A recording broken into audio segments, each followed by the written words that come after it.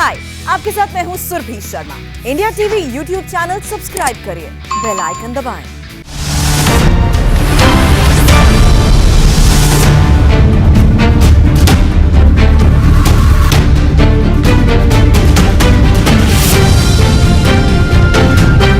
नमस्कार, मैं हुसैन रिजवी और अब वक्त है अब की बार किसकी सरकार हमारे इस इलेक्शन स्पेशल शो का। और नजर यूपी और पंजाब की उन खबरों पर जिसका असर होगा साल 2022 के चुनाव पर। सबसे पहले आपको दिखाते हैं आज की तीन सबसे बड़ी खबरें। आज की तीन बड़ी खबरें क्या हैं वो इस वक्त अब आपके टेलीविजन स्क्रीन पर आने वाली हैं। सबसे पहली खबर, बूथ विजय का 2022 कनेक्शन क्या है, और दूसरी बड़ी खबर आज की क्या है वो अब आपकी स्क्रीन पर आने वाली है। फिर यूपी आ रहे हैं भाईजान यानी ओवैसी, और तीसरी बड़ी खबर आज की क्या है वो अब आपकी स्क्रीन पर आने वाली है।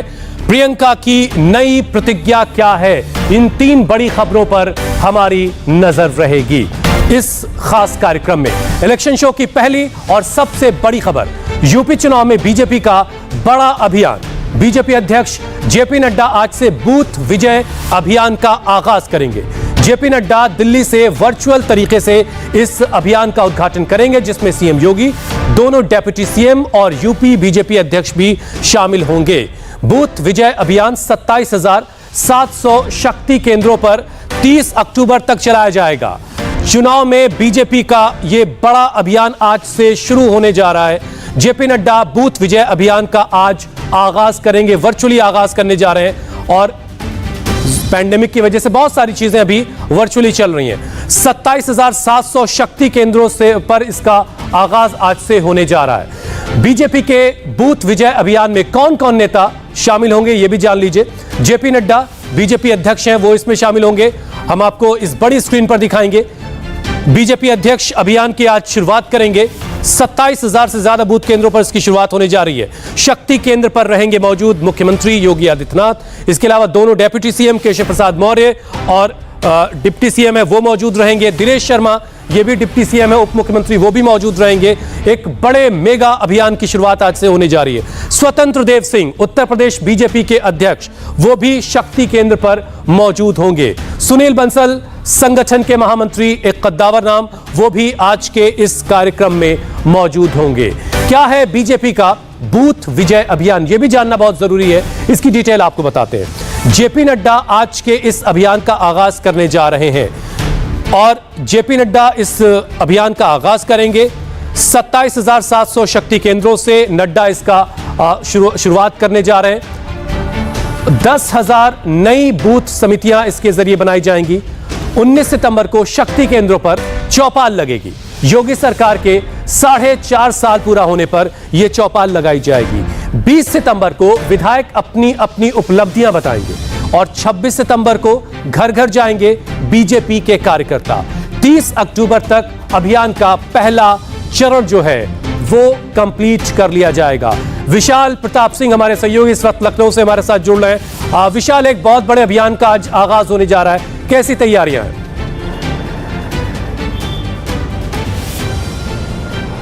देखिए हुसैन, बहुत बड़ा अभियान की शुरुआत आज से बीजेपी करने जा रही है, और यूपी बीजेपी के लिए महत्वपूर्ण है आज का दिन, क्योंकि 11 सितंबर है, और 11 सितंबर के दिन उत्तर प्रदेश के जो बीजेपी अध्यक्ष हैं स्वतंत्र देव सिंह, वो पूरे कार्यक्रमों की जो जानकारी है वो पूरे प्रदेश से ले चुके हैं, और शाम 4 बजे के करीब बीजेपी के अध्यक्ष जेपी नड्डा वर्चुअली जुड़ेंगे और बूथ विजय अभियान की शुरुआत करेंगे, जिससे मुख्यमंत्री योगी आदित्यनाथ और डिप्टी सीएम केशव प्रसाद मौर्य प्रयागराज से जुड़ेंगे, डिप्टी सीएम दिनेश शर्मा गाजियाबाद से जुड़ेंगे, जबकि यूपी बीजेपी के प्रदेश अध्यक्ष और संगठन महामंत्री सुनील बंसल लखनऊ के शक्ति केंद्रों से जुड़ेंगे, और सभी कार्यकर्ताओं को, लगभग 1.5 लाख कार्यकर्ताओं को सीधा रूबरू कराया जाएगा बीजेपी के राष्ट्रीय अध्यक्ष जेपी नड्डा से। और इसी के साथ आज के साथ जो शुरुआत होगी बीजेपी की वो लगातार आगे बढ़ती जाएगी। 17 सितंबर को प्रधानमंत्री नरेंद्र मोदी का जन्मदिन है, उस दिन सेवा समर्पण अभियान चलाया जाएगा, सफाई अभियान चलाया जाएगा, और साथ ही साथ किस तरीके से अपने बूथ को मजबूत करना है, किस तरीके से विधानसभा में जो विधायक का रिपोर्ट कार्ड रहा है वो सभी लोग लेकर के उसको जनता के बीच जाएंगे, ताकि भारतीय जनता पार्टी ने क्षेत्र के लोगों के लिए, आम लोगों के लिए, उत्तर प्रदेश के लोगों के लिए क्या क्या काम किया है, क्या योजनाएं लाए हैं, उन सभी को आम लोगों तक यानी सरकार ने जो अब तक कामकाज किया है उसे जनता तक बेहतर तरीके से पहुंचाया जाए, इस कार्यक्रम का सबसे बड़ा मकसद ये है। बहुत बहुत शुक्रिया विजय हमारे साथ जुड़ने के लिए। और बीजेपी 2017 के नतीजों को 2022 में दोहराने के लिए पूरी तरह से एक्शन में है। और उधर ओवैसी भी मिशन यूपी में मुसलमानों के ध्रुवीकरण की सियासी गोटों को सेट करने के लिए एक्टिव हो चुके हैं। ओवैसी ने पिछले वक्त में भी काफी दौरे किए उत्तर प्रदेश में। 25 सितंबर को प्रयागराज में होंगे ओवैसी और 26 को कानपुर और 30 तारीख को वो अगला दौरा उनका होगा। 10 अक्टूबर को बलरामपुर की विजिट कर सकते हैं ओवैसी। इससे पहले वो अयोध्या, बाराबंकी और में रैलियां कर चुके हैं। अयोध्या में खासतौर से रुदौली में। कुछ और आपको ग्राफिक्स दिखाते हैं। 25 सितंबर को प्रयागराज में वो होंगे।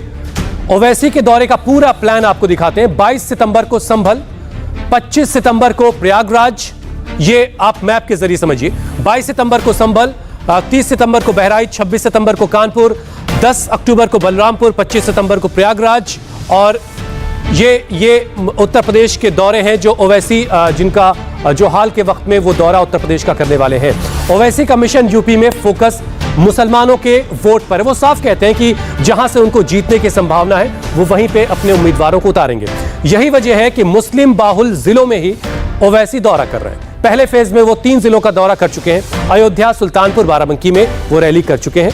22 सितंबर से अगले रैलियों की शुरुआत है। वो 5 जिलों का दौरा करेंगे और ये जिले हैं संभल, प्रयागराज, कानपुर, बहराइच और बलरामपुर। इन 5 जिलों का ओवैसी दौरा करेंगे। इससे पहले अयोध्या, बलरामपुर और बाराबंकी का वो दौरा कर चुके हैं। तो ओवैसी के दौरे में मुसलमानों का फैक्टर बहुत अहम है। वो लगातार ये कहते हैं कि वो वहीं से चुनाव लड़ेंगे जहां से वो चुनाव जीत सकते हैं। अब आपको अलग अलग इलाकों का जो वोट परसेंट है मुसलमानों का वो भी जरा आपको बताते हैं। संभल में मुसलमानों के वोट का जो प्रतिशत है वो है 47। प्रयागराज में 14% मुसलमान है तो 20% कानपुर में मुसलमानों की आबादी है। बहराइच में 33% मुसलमान है तो बलरामपुर में 37% मुसलमान है। कुल यूपी की विधानसभा सीटों में 143 विधानसभा सीटें ऐसी हैं जहां पर मुसलमानों का वोट बहुत मायने रखता है। और इस बार शुरुआत में तो ओवैसी की तरफ से यह कहा जा रहा था कि वो करीब 100 सीटों पर चुनाव लड़ सकते हैं, लेकिन बाद में उसे बढ़ाकर उनकी पार्टी की तरफ से 150 सीटों का दावा किया जा रहा है। हमारी संवाददाता रुचि कुमार इस पर और ज्यादा अपडेट के साथ हमारे साथ जुड़ चुकी हैं। रुचि, अभी 3 जिलों का दौरा कर चुके हैं ओवैसी, अब अगले दौरे में 5 जिले शामिल हैं। क्या वाकई उत्तर प्रदेश का मुसलमान ओवैसी की तरफ उम्मीद भरी निगाहों से देख रहा है जैसे ओवैसी देख रहे हैं? देखिए, ओवैसी को तो यही उम्मीद है कि मुसलमान इस बार उनके पाले में आएगा, जो वो कैंडिडेट उतारेंगे उनको वोट करेगा। लेकिन अगर पुराना इतिहास उत्तर प्रदेश में ओवैसी का आप देखेंगे हुसैन, तो 2017 में ओवैसी को 0.2% उनकी पार्टी को वोट यूपी में मिला। 38 उम्मीदवार उन्होंने उतारे जिसमें से 37 की जमानत जब्त हो गई। अब ओवैसी फिर से कोशिश कर रहे हैं और जाहिर है कि उनकी पार्टी में वो अकेले कैंपेनर हैं, वही स्टार कैंपेनर हैं, वही कैंपेनर हैं। यूपी में उनकी पार्टी के जो अध्यक्ष, उनका नाम भी बहुत कम लोग जानते होंगे। तो जाहिर है कि जिन सीटों पर ओवैसी की नजर है वहां पर वो जाएंगे, प्रचार करेंगे और अपना वोट मांगेंगे। और जैसा आपने बताया कि जो सीट का चुनाव कर रहे हैं वो सीट वही होंगी जहां मुस्लिम वोट ज्यादा है। अभी हमने देखा जैसे अयोध्या की रुदौली में गए तो उस तो रुचि से हम संपर्क करने की कोशिश कर रहे हैं, उनकी आवाज कट रही थी।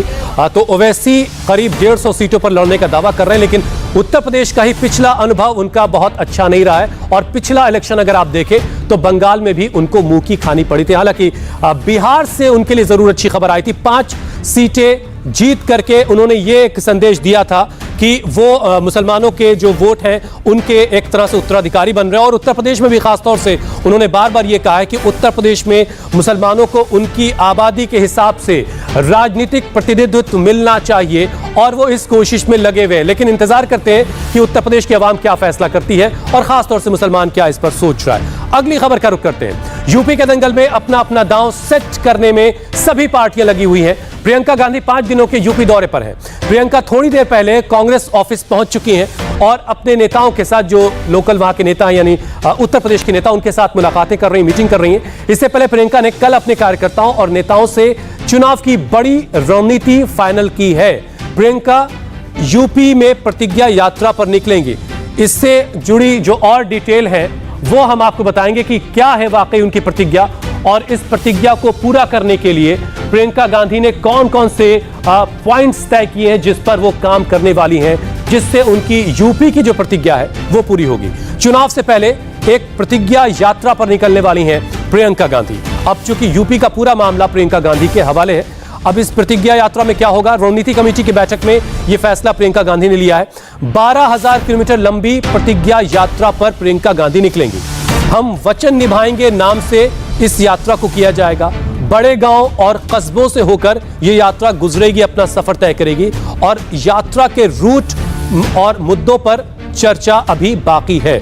अभी रूट तय नहीं हुआ है, फाइनल नहीं हुआ है कि किस रूट से वो अपने इस प्रतिज्ञा यात्रा को लेकर निकलेंगी, लेकिन यह तय है कि उत्तर प्रदेश में प्रियंका गांधी भी हाईली एक्टिव हो चुकी हैं और पिछले कुछ वक्त में जब से उनको उत्तर प्रदेश की जिम्मेदारी मिली है, वो लगातार उत्तर प्रदेश में अपने काडर को मजबूत करने में लगी हुई है और ये प्रतिज्ञा यात्रा भी उसी कड़ी का एक हिस्सा है। लेकिन सवाल ये है कि समाजवादी पार्टी, बीजेपी, ओवैसी और कांग्रेस क्या इसमें वोटों को लेकर के कुछ जो मतदाता है वो कितना सिलेक्ट हो पाएगा, बढ़ पाएगा अपने पार्टी की तरफ, ये भी एक बहुत अहम बात होगी। लेकिन इंतजार करते हैं, अभी चुनाव में थोड़ा वक्त तो बाकी है। यूपी चुनाव से पहले अपना दल मजबूती के लिए क्या प्लान बना रहा है वो भी आपको बताएंगे एक ब्रेक के बाद।